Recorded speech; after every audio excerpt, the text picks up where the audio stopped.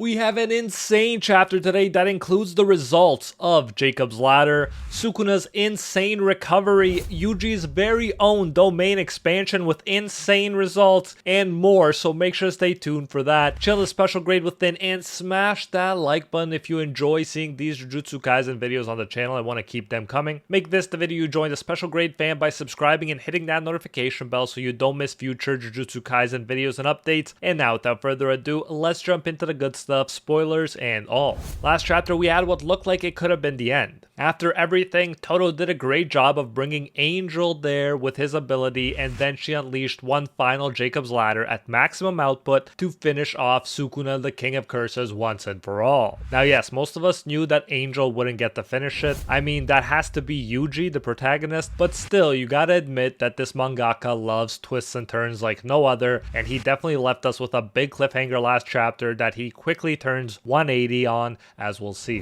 The back and forths can be as disorienting as Toto's powers to an enemy when you think about it. So the narrator says from the get-go, Angel the trump card, the Jacob's Ladder rains down on Sukuna, end quote. We see the four major players now, including Angel, Sukuna looking very beat up, Yuji, and Toto. They don't waste any time trying to convince us that this will be a big deal to Sukuna. Sukuna punches the ground, causing large fragments of the ground to rise up. He then uses these fragments that are in the air to hop up to where Angel is. It looks like it's over for Hana and Angel. Sukuna has closed in quickly and is about to land a punch. He thinks because you are coexisting with a reincarnated body, you lack the physical strength as a sorcerer that comes from relying on your technique. Losing your arm has only highlighted that even more. You're not able to produce the same output as before. So there you go. It's even weaker than before, which explains why Sukuna seems so much less affected by it. He thinks, before being stripped away from Fushiguro Megumi, I'll take your life, Angel. Then we see that he gets a black flash off.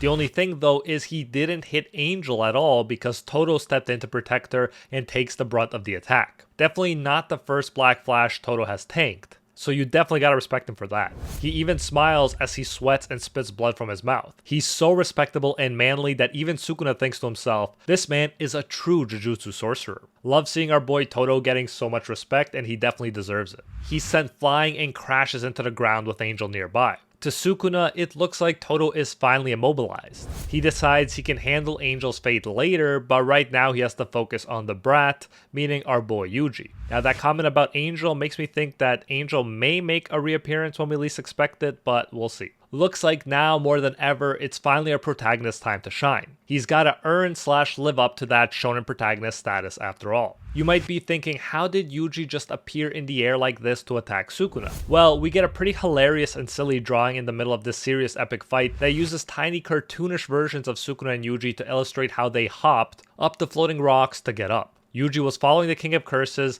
even as he was being incinerated by the light too. But that's not that surprising, since if Sukuna could take it, why not Yuji as well? But I gotta admit, I laughed more than I should have at the simplicity of this drawing and how they're just saying with speech bubbles, hop as they jump up. It's like a Mario level parody or something. Just imagining Sukuna like that is hilarious to me. But back to the epic seriousness, and Yuji delivers a serious punch to Sukuna. God, I love how the action and motion is illustrated here. Then we get Yuji grabbing onto Sukuna's legs and slamming him down through a building in epic fashion.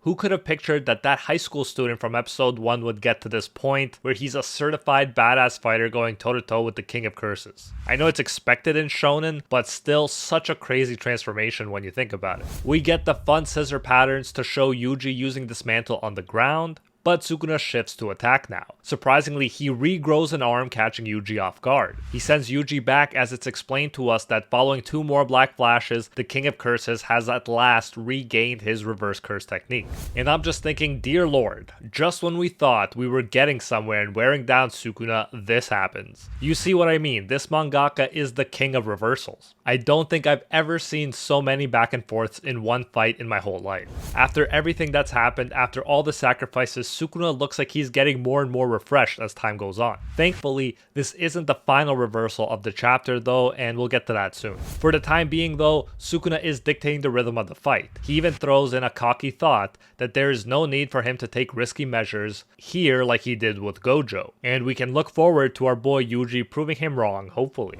For now, Sukuna is using his many arms to block, deflect, and deliver punches. and deadly ones at that from the look of them. Sukuna thinks confidently as Yuji is on the ground that as it stands, the brat won't be able to touch my life until my technique that was burned out in the domain recovers. So at least Sukuna needs to wait longer for that, even if physically he looks like he's at 100% again. Yuji, to his credit, goes from being knocked down to using the fact that he's already down to dismantle the ground below Sukuna's feet, making him lose his footing and surprising him, a cool detail. Then he goes for the kill, but Sukuna dodges. However, he knows how dangerous this potentially is and thinks to himself that this mantle, which targets the boundary between my soul and Fushiguro Megumi's soul, poses a fatal threat to me as a reincarnated being. But again, he goes back to his overconfidence, which you love to see in a villain, not complaining at all. He thinks to himself, however, if it doesn't land, it's of no use. Sukuna's clearly in control here as he's smiling, easily dodging Yuji and delivering his own devastating blows. But that's when everything changes. All of a sudden we see his eyes get serious.